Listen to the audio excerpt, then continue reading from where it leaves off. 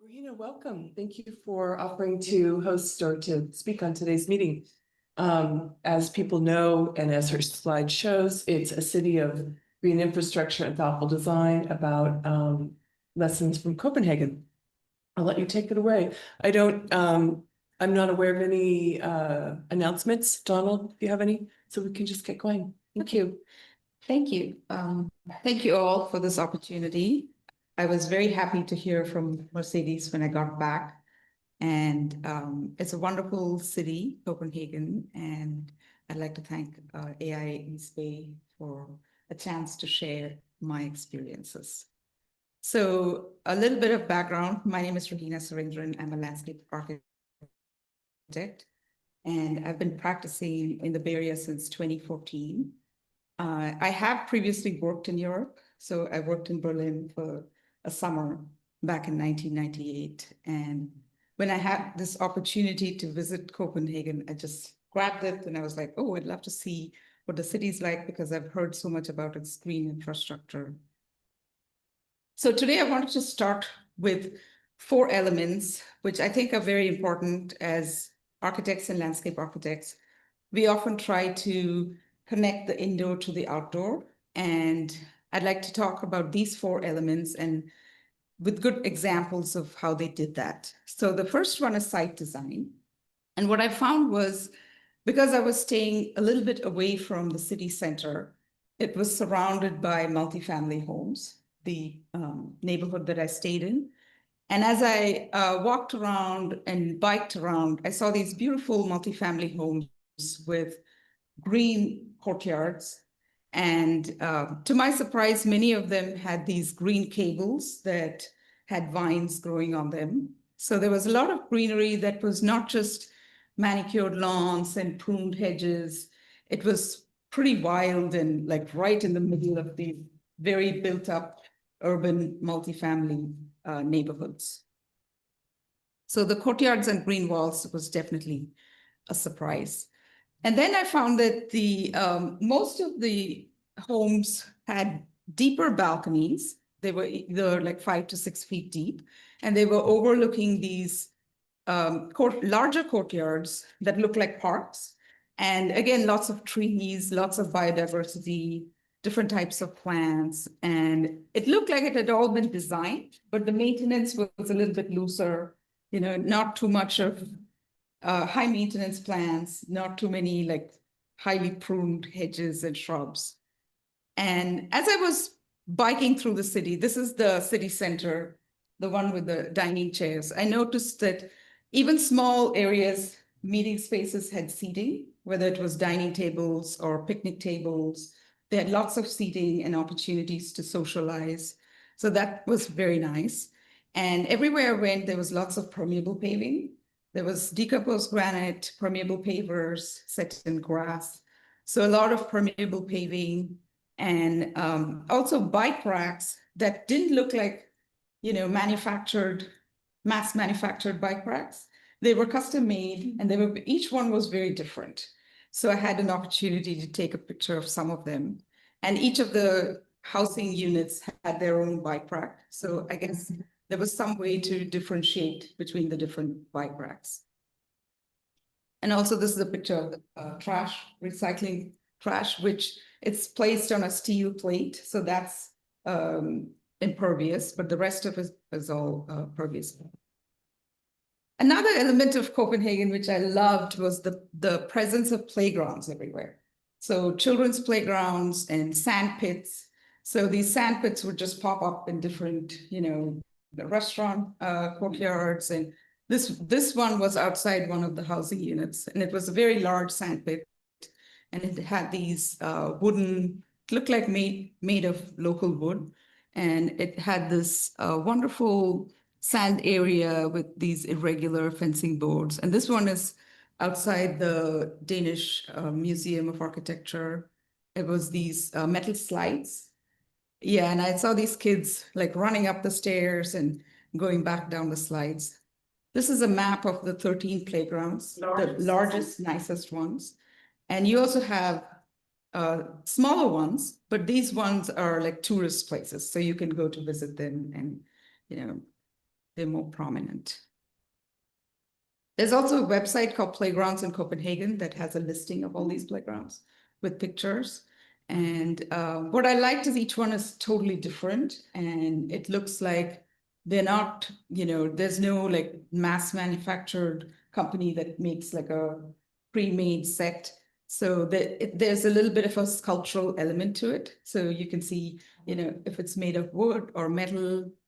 And then I like these slides, these Cortens steel slides, which don't look very safe. But I did see kids playing on them. They would just run up the slide. And also there were a lot of these stepping stones, different colors, green and blue and red. And they were like kept in between the rocks. So wherever there was open space, it was like a mini playground. So kids could play. And there was a presence of art, like sculpture and these metal facades that the buildings had that had different works of art. And also the buildings were very colorful, but in a very tasteful way. So it wasn't like garish and loud. It was done in a designed and thoughtful way. The third element is the biking infrastructure. So at first I wasn't sure how safe it would be to bike. So I waited a few days, and then there's a rental company. There are a few rental companies that you can rent bikes from. So you just have to download the app and rent the bike. And what I noticed was it is very safe because of the way the bike lanes are designed. And when I read up, it said that the goal of Copenhagen was to have 75% of the commutes be biker commutes. And biking is seen as a very prestigious way to commute. So in the mornings, if you go to the city center, you see these, streams of bikers, and they're all fully dressed in a, suit and jacket and work clothes, but they're all going to work. So majority of them are commute biking. And they have very few accidents because between accidents, there's 5.7 million kilometers between an accident. So it's very safe.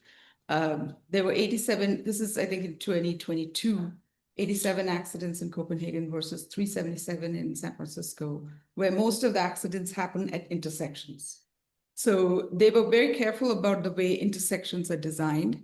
And also, if you can see the red line indicates a bike lane where it's separated either with a boulevard of trees or some kind of grade separation. So there's a noticeable, 1-inch grade separation between the bike lane and the traffic lane. And also in some cases, there are these pebbled cobblestones between the traffic and the bike lane. So they separate it altogether. And the signage is pretty good. There are, the bikers are, it was easy to learn, indicating when you turn left, and it's just like regular traffic. So when you cross the street, you have to get onto the right side of the road to get to the bike lane. And it's very well connected. So you can just map it on Google.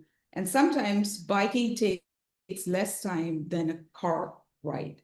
So the car ride would be 25 minutes and the bike ride would be 20 minutes. So it's much easier to bike over. And they also have these bike express lanes, which I didn't take, but those are like that cut across entire neighborhoods diagonally. So you can actually go past certain neighborhoods. So the biking infrastructure was wonderful. And even between these housing units, either in a plaza or in a park, they had a separate bike lane to cut across these lanes. So one thing I noticed about the whole city and the collaboration in the city was that a lot of the work they did was interdisciplinary. So architects would team up with fashion designers, and artists would team up with product designers. So the combined output was very interesting. It was very artistic, and it was the design thought was very creative.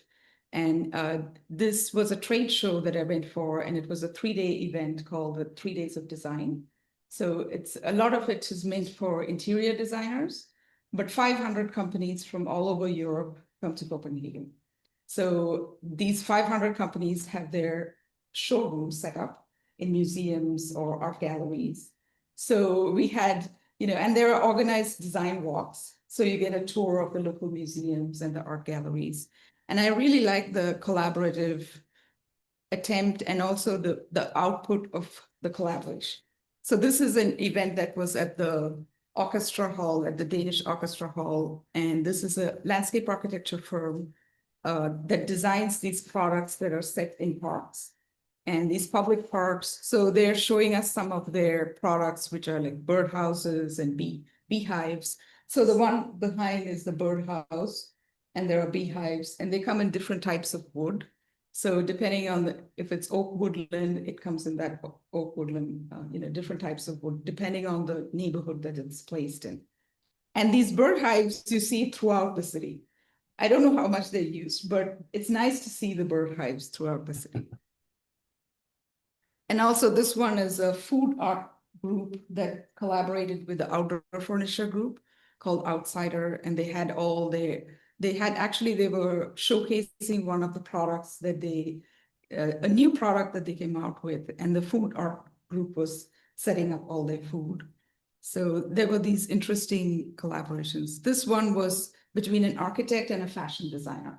So the architect and the fashion designer put together these 6 showrooms, and the 6 showrooms was different themes, and they were playing with color. So it was like different colors, and it almost like a museum, but it was showcased in different parts of an underground parking garage, which the architect had designed. So they wanted to show us the underground parking garage and how they played with light, natural light. And one of the aspects was color and how it interacts with light. The 4th aspect is biodiversity and climate adaptation, which is a buzzword, but you can actually see it in practice everywhere, because what they did throughout the cities, they removed lawn and planted it with wildflowers, native wildflowers, and a lot of it is not maintained, so it's growing wild. And they have a word for wildness in the city. So they create these wild places in the city, which is totally surprising because you don't expect to see within the city total wilderness. And this is a result of 3 different plans, and I'll go over these 3 plans. So the first one was the Finger Plan, which in 1947, they decided to have a master plan for Copenhagen, which was along the transit lines. So these darker lines are the transit lines. So everything is oriented very close to the transit lines. And between those transit lines are the green wedges. So you have these green wedges that take majority of the space. And this image that you see is produced by a company called SLA, Landscape Architects. They do a lot of work in Copenhagen, and they put together their ideas of what the master plan could be if there was more green space. So the lighter green areas are farmland converted into nature.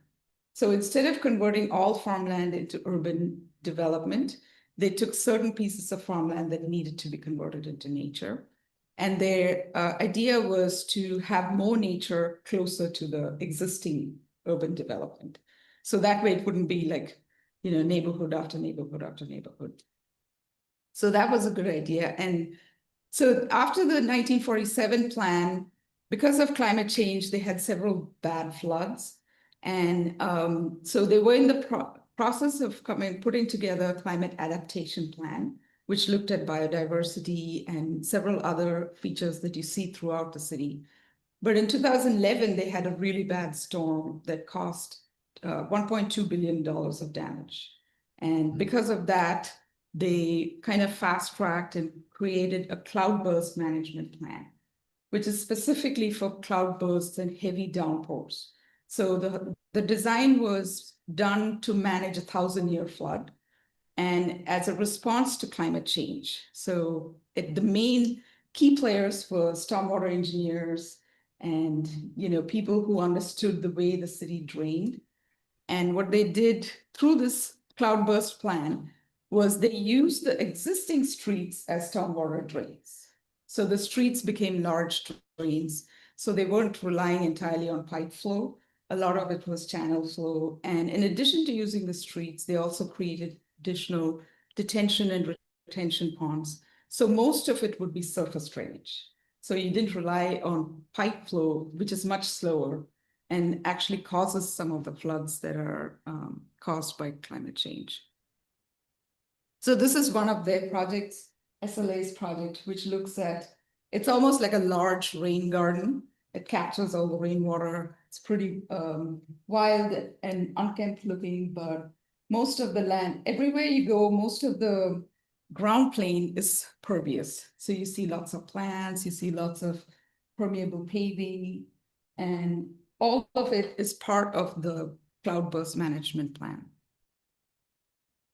So these were some of the other neighborhoods that I went to, the permeable paving with lots of not just grasses, but shrubs and many trees. So the trees being part of the close to the neighborhood was very interesting.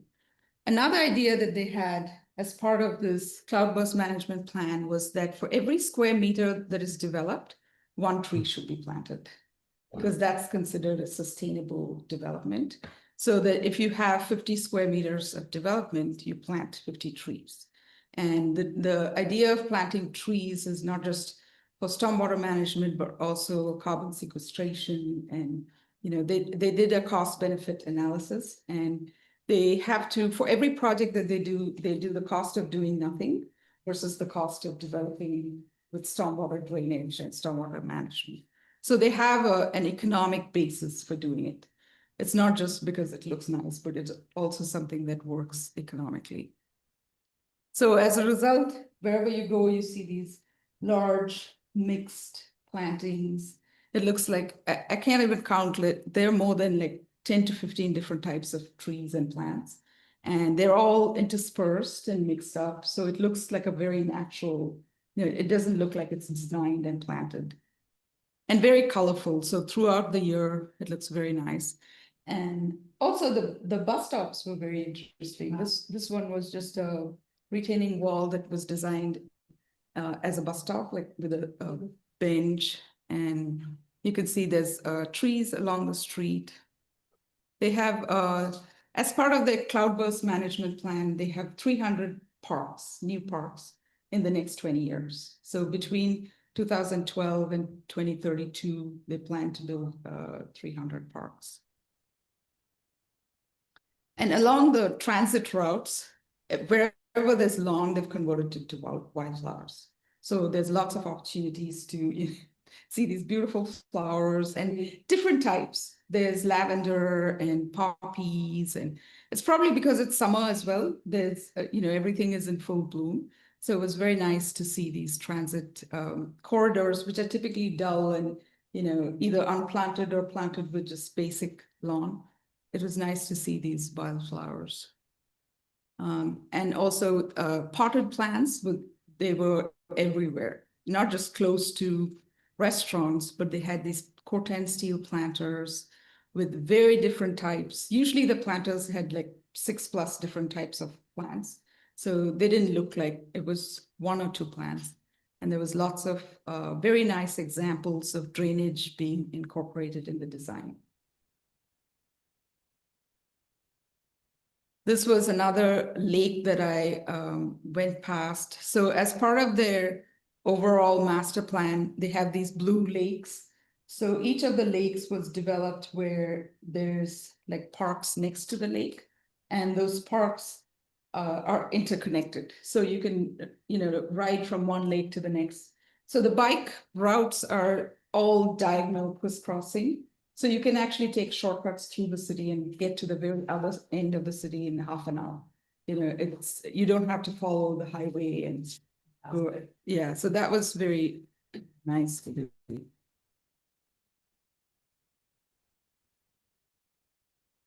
And my favorite part was the green roofs. This was a surprise green roof that I got on. It was on top of the IKEA building, and it just had a sign that said green roof on top.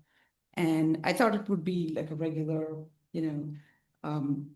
intensive kind of green roof, but this one had like tall trees and lots of wildflowers. And this is the roof? Yeah, that's the roof. Wow. Yes. Okay, I was Yeah, and there's a restaurant, and there were very few people there, but this was all on the rooftop. So I'm guessing that the planting was pretty deep, but it didn't look like that because all through the roof, you never saw any kind of impervious paving. Everything was permeable, and they had gravel and these very nice cobblestones, and they had these birds' nests and the beehives in different parts. So it looked like it would be a safe place for birds because it's such a wild area, even though this was in the city center. Wow. So right in the middle of the city, you had this, wild green roof that was wonderful to see. And they also had like nice seating elements. So there are many roofs. One of them was a farm to food restaurant that I visited, but the access was a little difficult because they had a spiral staircase.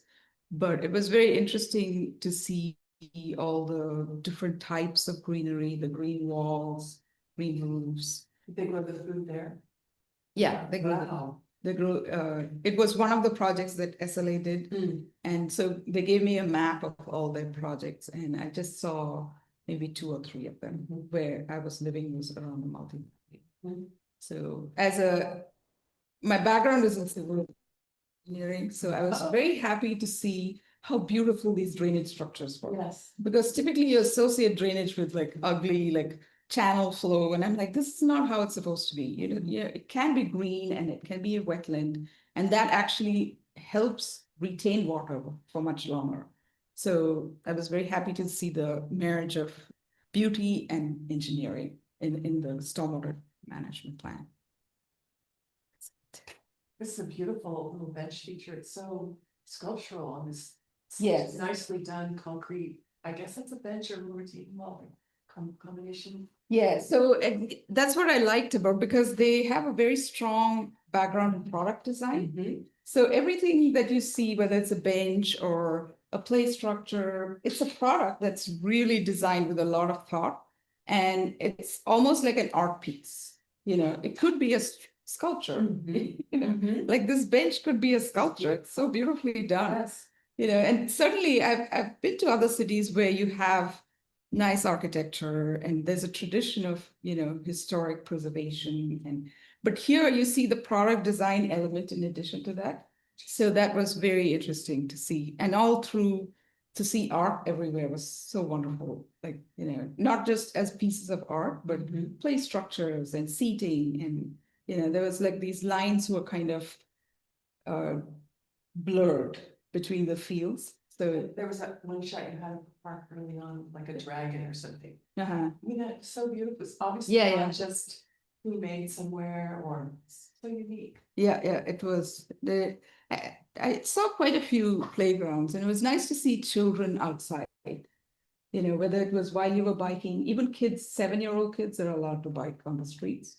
So you would see these kids biking, and they were much more visible. And also as a woman, I felt perfectly safe going anywhere. There was no question of course, there were certain small areas that they said, okay, there might be, when you read up before going to a city, but everywhere you went, it just felt very safe and very accessible. So that was wonderful.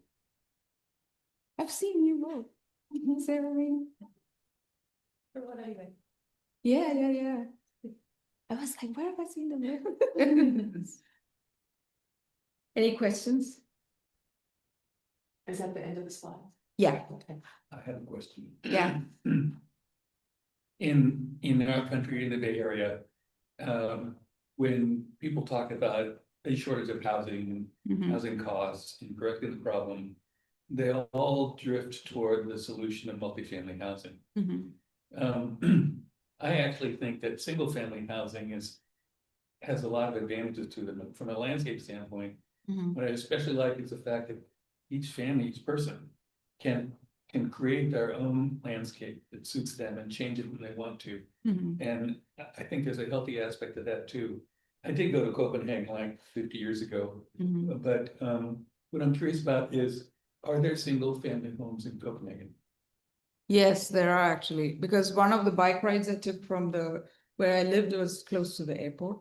And I had to go to the city and through these single family home neighborhoods. And so they were very nice. They were much smaller. They were like very compact. You know, each one had very beautiful fencing but they were much smaller, more compact. And I was surprised that they were so close to the city center, you know, because that neighborhood went all the way pretty close to one of the center of the city neighborhoods. But within the center of the city, you see only high-rise, multifamily homes. And they do have, as part of the transit-oriented design, they do have single-family homes, but they're not majority of it. Like, I think here it's something like 70% or something single-family homes, and then the rest is multifamily. So there's like a good distribution of single-family homes. You mentioned the development, 1 tree per square meter of development.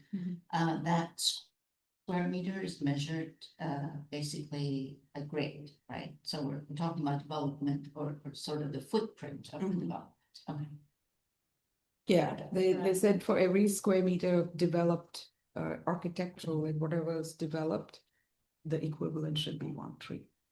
On the same site, or could they like put the trees over there and the terrace? Yeah, that was more like a theory of what would be considered sustainable. Yeah. So I don't think they had decided where the tree was going to be Oh, that planted. was part of the proposal. Yeah. Okay.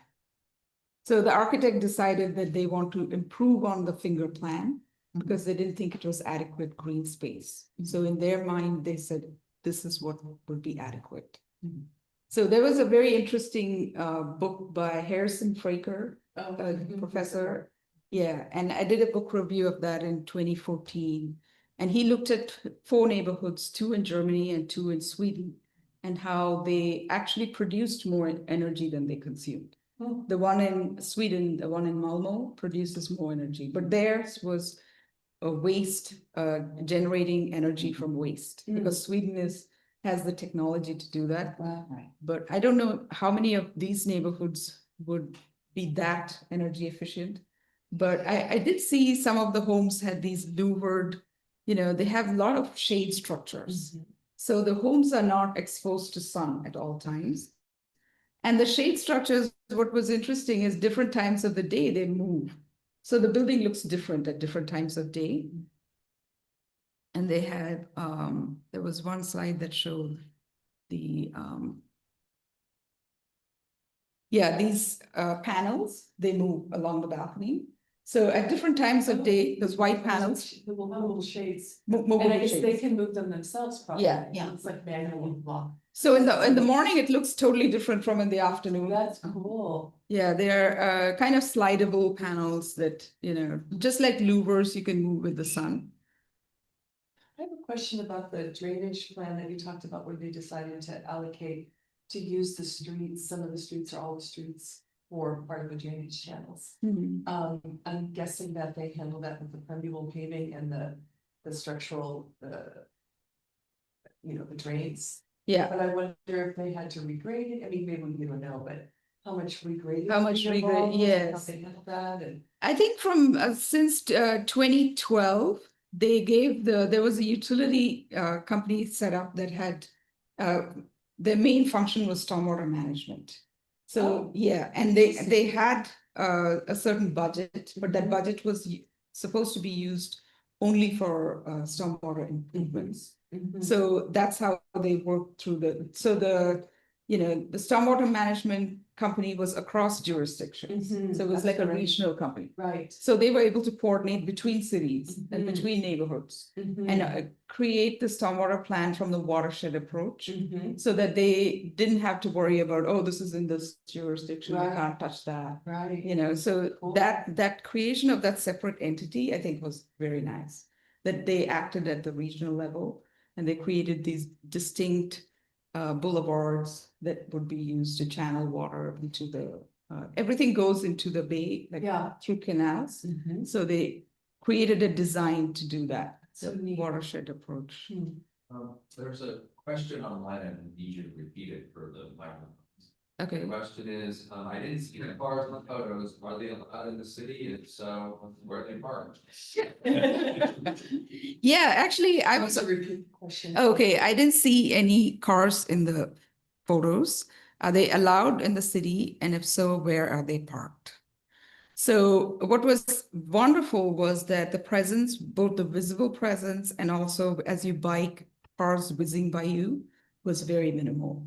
Because I think there's some training for the cars to be very slow. And there are certain, certain city center roads where there are no cars allowed. But even the city center roads with cars allowed, the majority of the traffic is bikes. So you see the car lane is pretty Wow. empty. And that's also a tax thing. There's a very high tax on driving a car in the city center, a congestion tax. And the other aspect is that public transportation is almost free.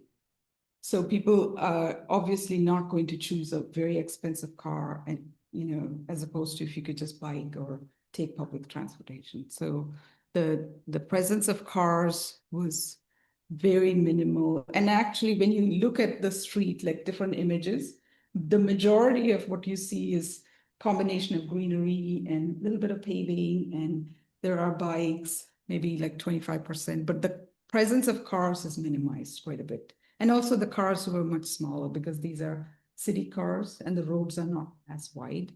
But there are some older neighborhoods where the older neighborhoods were not designed with as much park space and green space. So you could tell that they were a lot denser. So they had these housing after housing after housing.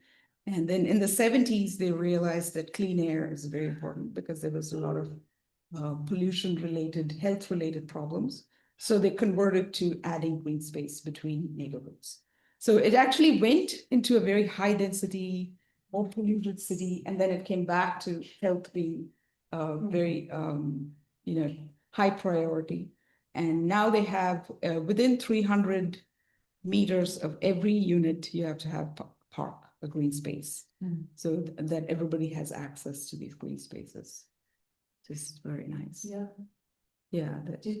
Question on the bikes, I'm guessing that because they're using them a lot, they're every day, you have bikes with the little cars and ways to carry kids and. Yes, and yes. Stuff. Yes, I was surprised to see these like almost 15-year-old, girls and boys sitting in the carts. Really? And the father would be riding. Yeah, but the carts are like big carts, Mhm. and there'd be two kids, like, teenagers sitting in there, and they would be riding. And even I don't remember, I think I did see one or two with a baby. There were a lot of kids outside, the presence of kids. I think because everybody goes by transit, so you see everybody else a lot. So that was wonderful to see. Kind of a general question that will give away the fact that I'm an architect and not a landscape architect. Okay. So, in architecture, we use different kinds of materials all over the world that they travel. I mean, it's just like everybody picks up somewhere else and they use it. So, and you showed pictures of some of these planters with a big diversity of different particular plants. So what I'm curious about is whether or not in the world of landscape, you take a country like Copenhagen, Denmark, is there like of all the plants in the world, there's like a subset that belongs to that country and nowhere else? And do you bring plants in from other parts of the world that were not there originally native and plant them, and that's allowed? Like, I doubt there's any redwoods there. Yeah. So there was one park, the orchestra park, the one that had the tour of the landscape company that had plants from all over the world. That was pretty similar to the Sky, the Salesforce green roof, where they bought plants from all over the world. So they had this distinct regions, like they said, this is Africa, and this is Asia, and this is plants from different parts of the world. But this was the park. So they had different, very different looking areas that had these wild like trees and shrubs and all different, types of plants. But that was the only place where I saw plants from different parts of the world. Are there plant types that will not grow in Copenhagen? I'm pretty sure tropical plants won't grow because they're based on zones. So because Copenhagen is like pretty high up, in terms of latitude. Yeah. So, but their plant diversity, it didn't look as tropical as here. So here you can use like plants that are planted in Florida and Texas, but I don't think those type of plants, the cactus and the Mediterranean type of plants would not survive because the winters are pretty cold and it goes to below freezing. So I didn't see any philodendrons and, elephant ears. They were all pretty, the palette was a lot more, lot less like tropical and subtropical and more like Northern Hemisphere. And I could only recognize a few of them, like black-eyed Susan or, the common plants that are like wildflowers, poppies. And latitude wise, San Francisco is about like Portugal. yeah, So when you get up to Denmark, you're going up, and we have a client friend who's visiting in Alaska. yeah, And I said that, I talked to him last week, and I said, so at night, it never really gets dark, does it? And he says, at night, we have to close all the blinds to go sleep. Close all the plants. The blinds. The blinds. Yeah. Oh, yeah. Lighting, right? Because of the lighting. Yeah. Yeah, light regulations. I'm pretty sure, they have lighting regulations, but I didn't see any blaring lights. This is because of The the fact natural. that Like, the yeah. sun stays out. You have 24-hour sun. Yes. Yeah. Yeah, Then you- the light comes on, it gets bright at like 3 or 4, and then it stays on till 11:30 or something. So it's pretty bright all day. But in winter, it must be the opposite. all the morning. Sure, they have to stay indoors. They're talking about all the cozy, they call it like hygge or something. Yes. Where they stay indoors and make everything cozy and have like hot chocolate and, but That's one of the reasons they're obsessed with getting natural light down into like their underground parking garages and like. Yeah. The subway and they like have all these ways of getting the light down there. They have another thing, which is the docks, like as beaches that they're set up. And you didn't have any images of that, and that's very interesting as a kind of a public use yeah. beach, which is basically a wooden dock by the. Yes, we did. I went for an architecture tour and they took us to those docks where there are the beaches. And it was a pretty cold day, but everybody was out sunbathing and I was like, this is not a summer day.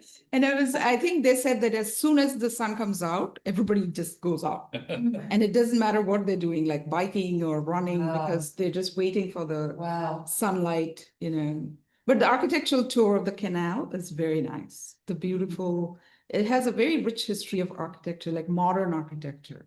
And I don't know much about the names of architects, but they had this Lego building and they had another black marble building that was one of the museums. It's a very famous building that is made in black marble.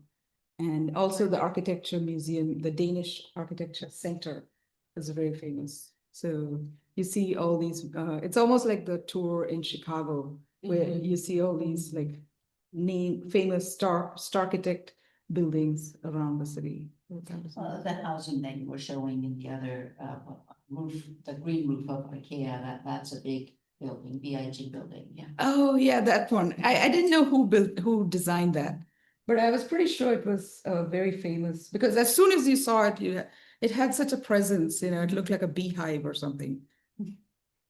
That's one. Also the one that, we have it on the slide earlier where it steps up and then has like a mountain. I think that one's another. Big building, yeah. Building, I'd be curious of, like, Yeah. I hear a lot about big buildings That's the- like that another- architecture firm, but I was curious how. If they have all. Yeah. Cool buildings and. Or is that just our perception, because I live there, we hear about them all, we hear about the architects group all the time. The architecture. Yeah, firms. so the group is called Big, it's Yeah. the Eagles group, and they make. Is that this building and then other kind of wild. Yeah. Shape of buildings, but it seemed very practical in some ways. Anyway, I was just curious if like, I didn't see any others, but there are other firms. There's another one, Milo, or another architecture firm that did a lot of their brick. They have a certain style of brick that they manufacture. And there's the row houses right at the canal, very close to the canal, which are like very high-end homes. So that was part of the tour. So we got to see the tour was all interior design and architecture. So a lot of it was not pertaining to landscape. So I would like do a little bit of the tour part and then try to be outside and take pictures of the landscape part. But the tour itself, they had 8 walks, design walks, in 8 different neighborhoods. And each one was interdisciplinary. And they had workshops by pottery, clay, and then also musicians. And it was so interdisciplinary that I never connected music to design. Like, it would be like, oh, that's interesting. There's a workshop with a musician and a designer, and light with fabric, light inside fabric. So they had this fabric artist who put LED inside the light fabric. So that part was very intriguing, but there was not enough time to be part of that tour because there were 500 companies. And literally you had to map out, like only by the 3rd day I learned that I had to be very, like super clear about where I'm going. Because the first 2 days I was kind of interested in everything. And then the 3rd day you realize, oh, this is like, I have to only see the things that are of interest to me. So the 3rd day I spent only on furniture, only on outdoor furniture. And that was very nice, because you get to talk to these product designers, and they're from all over Europe, and even like Eastern Europe countries, like Poland, and they had everything on display right at the museum. So it's in the foreground of the museums, you see this furniture, and very high end, but also a mix of different levels. Like you get the high end and also the very simple, modern, but not too expensive. So there was a nice range of that. So you probably like to sometimes specify outdoor furniture in your work, right? Yeah, I do. And would you say that the stuff you saw in that exhibit, since it's all from companies around Europe, they would not be available here? Not all of them. Actually, quite a few of them are available on First Dibs. They're available on these other platforms that sell furniture, like Herman Miller has a line of, European products. So there are bigger companies that have these lines that are part of they are distributors for these Danish companies. But a lot of them are not set up to do sales internationally. So they are product designers and they have distributor companies. So they go to the distributor company and the distributor company sets it up because they know that these designers work only on the design part. So there were very small companies that had very nice products, but they didn't have a setup as yet. So they would say, we don't have a setup, we just do the design part. It's more like site specific, so Yeah. you would basically have them come and do the furniture design for your, landscape. Yeah. There are 3 or 4 companies that had head office in New York. So they don't deal as much with San Francisco. But New York was the head office, or LA, because LA is like I think a bigger market for furniture. So they had the head office. When you look at the furniture made in this area, West Coast California, something like that, the custom stuff, and you look at the stuff that they're doing, is there any distinct differences between them? I noticed that a lot of companies were very much into sustainable, reused. So the outdoor company Outsider, everything they do is recycled plastic. They don't use. There was another company called Hydro, which I like their concept of 100 miles. So they reused aluminum from 100-mile source and sold it within 100 miles. So the carbon footprint was even more restricted. So all their products were made of reused aluminum, and all their products were sourced, made, and sold within 100 miles. So that to me was like, oh my God, I can't believe that. And just extremely beautiful stuff. Like you will not think of something, when you see it, you don't realize this is like completely recycled aluminum. So they take design to like a really high level, but they also look at sustainability. And I think the newer companies are doing that a lot more, because when you look at FSC certified, some companies don't have that as much, and they still work with teak wood, which is from Indonesia, and they get the product, finished and made in Asia and then imported. But a lot of them did say FSC certified, and it's interesting. But a lot of them challenge themselves even more, right? Yeah. There's another question online from George. He says, biking in the Bay Area is typically treacherous because the streets are fairly narrow and conflicts between cars and autos, including getting doored, are frequent. How does Copenhagen handle this conflict in areas where streets are not wide enough to separate cars and bikes? So if you wanted to figure anything. That's on your mind. Challenge for being a bicyclist near cars and the doors opening in house. Yes. So the challenges of like narrower streets where there's not enough space for biking and separating bike and cars. I think I saw a couple of streets like that in the city center. Even the one on the, right, I mean, the bike lanes are on sidewalks. Yes. And actually, they're the ones that are usually the colored red pavements, right? Yeah. And what most foreigners make the mistake of walking on the red pavement, whereas that's for the bikes, and the other part is actually for the pedestrians. So Yes. it's actually on the sidewalk as opposed to the street, so they're much safer than bikers here. Yes, and what I noticed, there's a uniform 8 feet wide everywhere. The bike lanes were all 8 feet wide. It was not like visually like in a corner of a road. It was visually like half the road. So when it visually is like half the road, and you have like a grade separation at the end, where you have like a cobblestone or 1 inch height difference, then it becomes a lot more clear that you can't go into the bike lane. Whereas here, I think that painted line is not adequate, because cars can easily go over that. So that grade separation here, you see that here there's like a little 1 inch drop on both sides. So even though there's no cars, that helps with like visually being able to tell, okay, this is a bike lane. And they're not painted, most of them were not painted, but just the sheer width of the bike lane was adequate. And even if there was enough room only for 2 lanes, 1 would be a bike lane. In the city center, 1 would be the bike lane, because just of the amount of bikes that use it, even during a weekday, you see like quite a few bikes, but the cars are very minimal because of the tax that they have. So Interesting. Question. yeah. So I was just wondering, did they ever have the car and run, or the bike is like just become one of the major transportation way? Yeah, I was. Even like us, like we are dealing with the car, and now we try to get people on bike or walking.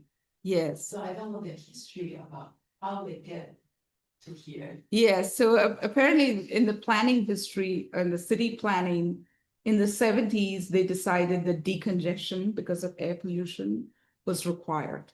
So they did have biking as part of their culture, but it was not, the infrastructure was not there.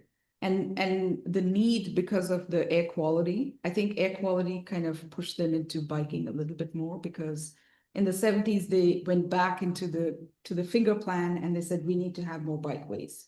And now it's become like mainstream, and they have all these biking groups that promote and lobby for biking.